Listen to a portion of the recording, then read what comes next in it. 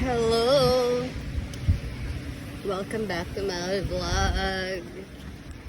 Grabe ang init ngayon, kaya ako'y nakapayong. Tingnan nyo naman ang aking ganap for today. So, meron tayong pupuntahan. Ang aking itsura. Sa layo ng pinarkingan ko, layo ng lalakarin ko. Kaya, tiis-tiis na lang para sa ekonomiya. Ay, nako, today ay yaya mode ako ngayon at driver ng mga anak ko kasi duty ko ngayon para sa mga anak ko. Ito, pupuntahan ko yung aking anak dahil ito yung panganay kong anak, pupuntahan tayo. Katatapos ko lang din matapos ang duty ko para naman sa bunso ko. Umaga pa, kami ay rumarampa. Ako pala ay rumarampa kasama ng mga anak ko. Ngayon ay magwa 1 PM na. Yung isa ko namang anak ang aking pupuntahan. So hinatid ko na yung bunso ko sa bahay.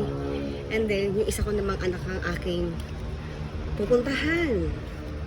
Ganoon talaga ang nanay.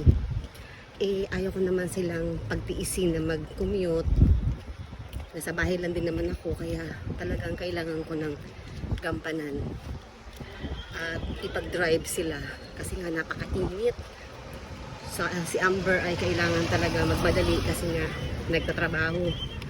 So, walang katapusan ang pagiging nanay. Kahit malalaki na ang ating mga anak, kailangan pa rin natin good afternoon, kailangan pa rin nating alalayan sa buhay. So, at kaligayahan ko rin naman ang pag-alagaan at gabayan ng ating mga anak dahil sila lang naman din ang ating kasama, pinagkakaabalahan. Wala naman ako ibang inaasikaso bukod kay Lord. Siyempre si Lord ang ating nuuna. So ngayon ay pagiging nanay naman ang aking gagampanan. Kaya hindi totoo kasi sinasabi nila na pag malalaki na yung mga anak kaya na nila.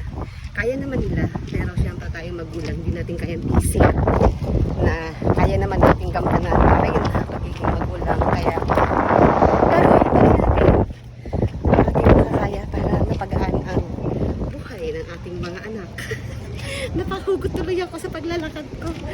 So ito na, papasok na tayo sa aking pupuntahan. Susunduin ko na ang aking anak. So later ulit.